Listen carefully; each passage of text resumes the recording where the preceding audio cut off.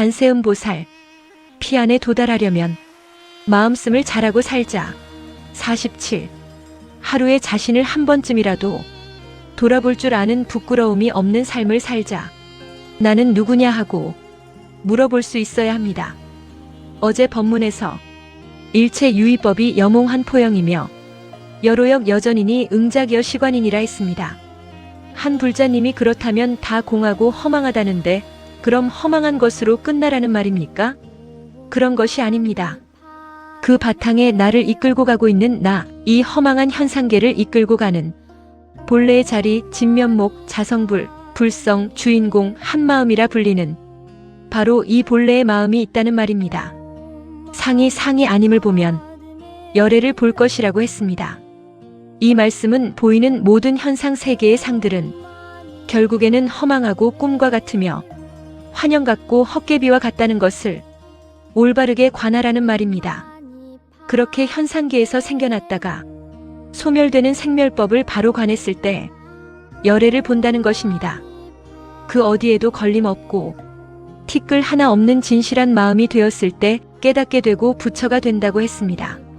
세상살이 다 허무한 것이니까 다 필요 없고 마음에 걸리는 것들로 마음을 일으킬 것도 없다는 게 아니라 마음을 일으키면서 살지만 그 마음에 머무는 바 없이 마음을 내라는 것입니다. 다시 말해 집착만 하지 말고 살라는 겁니다. 왜요 물으십니까? 연기하기 때문입니다. 연기 세상 모든 현상이 원인과 조건에 의해 서로 의존하며 생겨났다가 사라진다는 기본 원리를 뜻함. 이 원리를 연기법으로 요약한 자바함경에서 말씀하시길 이것이 있으면 저것이 있고 이것이 생기면 저것이 생기고 이것이 없으면 저것도 없고 이것이 멸하면 저것도 멸한다고 하셨습니다. 그러므로 다 허무한 것이고 공한 것이니 집착할 것이 없다는 것이지요. 그렇게 허무한 것이니까 세상 살 필요도 없고 다 필요 없다는 것입니까? 라고 또 물으실 것입니다. 착각하시면 안 됩니다.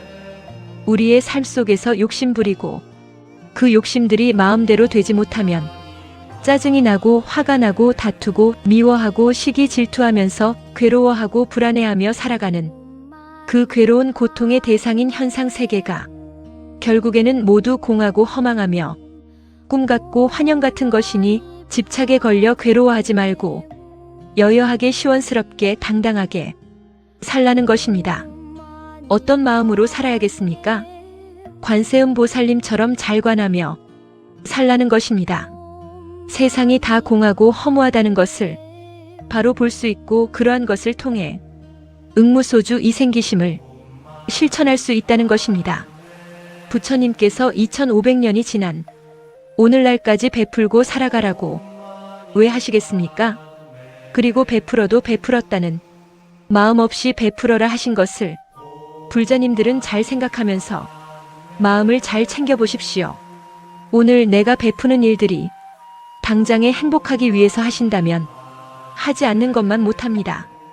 마음을 내고 걸리지 않는 마음으로 꾸준히 하게 된다면 시절인연 속에 업장이 점점 녹아내리기 시작하여 마음 하나 편하게 살 수 있습니다. 마음 하나 편하다는 것은 세상을 걱정 근심 없이 편안하게 살 수 있다는 것입니다. 내 우주는 건강을 주십니다. 돈 걱정하는 일 없이 살게 해줍니다. 자손들을 무탈하게 살게 해줍니다. 사람들 중에는 열심히 노력해서 번 돈으로 사치스러운 생활을 하는데 남이 뭐라 할 것이 있느냐고 합니다. 그 돈 어디서 어떻게 벌었습니까? 돈을 버는 데는 모두 상대가 있습니다. 상대가 없는 돈벌이는 없습니다.